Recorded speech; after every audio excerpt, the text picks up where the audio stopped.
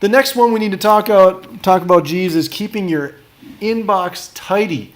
Now, this will include various things. What I notice as a teacher is when I come around to look at students' emails is that usually it looks like a messy binder might look like. There are just emails everywhere. They might be old. Some students don't know who they're from or what they're doing with the emails, or they'll just spend their entire middle school career or even possibly high school career not actually deleting their emails or organizing them. So the first thing we're going to look at here is deleting messages. So if I go to my email right here, we can see that maybe I don't want this one because I'm actually helping out obviously the tech department by doing some of these emails. I don't need this anymore, so I'm going to delete that. Now if I delete something, it's going to go over here into the trash, of course. And when I look at the trash, I can find that the email I just deleted right here is this. I can still click on it and go into it.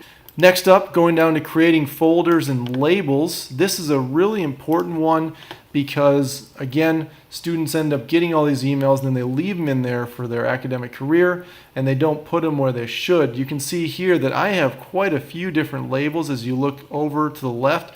I have so many labels, I actually have them in sub-labels, and then the ones I frequently use I'll put as stars. The ones I use somewhat frequently I'll put as double stars, and the one I use a lot, so for instance during the Rube Goldberg project in 9th grade, I use this folder all the time, so I'll put 3 stars next to it.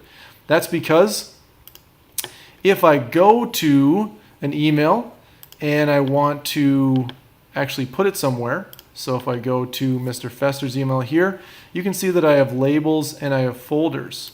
Now for this email, I may want to keep all these emails from James Together About Technology, and so I might come down here to my IT, my Information Technology folder, and put it in here. It's not deleted, it is in the IT folder, and if I want to find it, I can come over here and see that there's James's sample video right there where I put it.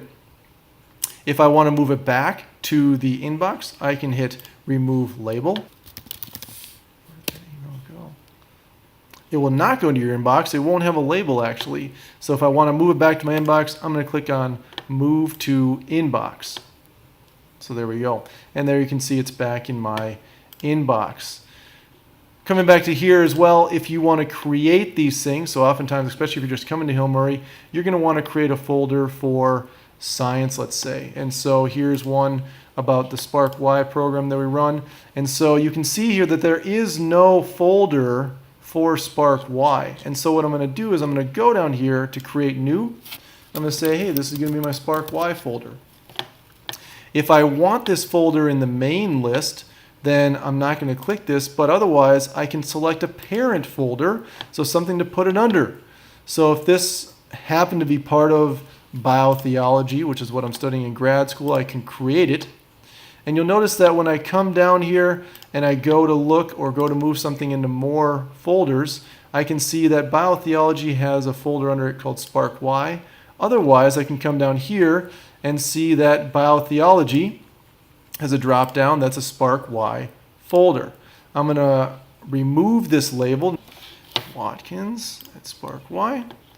And you can see here that here it is. If I want to move back to my inbox, I'm going to click back to inbox like so. At the same time, you can have labels. Now notice that with the folders, I had to actually move the device to a different, or move the email to a different folder. With labels, I can keep it in the folder it's in, but just have them all together if I need to peruse them at some point, all the ones that are relevant in a certain inquiry. So for example, if again, we come down here and we click on Biotheology Spark Y, I can actually add this label there, and you'll see that Cecilia's email falls under there, but it's still actually in my inbox. I can also add other emails. So let's say it was part of my Frontier fiasco that I had with the Frontier Airline Company. So I have a bunch of emails from them. And I want to add a tag there. You can see that I can keep adding tags if I want to. If I want to take off the apply. Sorry, you have to apply that. Apply. Just like so, and now Cecilia's email is just like it was. Next up is moving emails to folders and labels. We kind of did that with the creating folders and labels, so we're going to keep moving on there. And finally, we did check the spam folder there.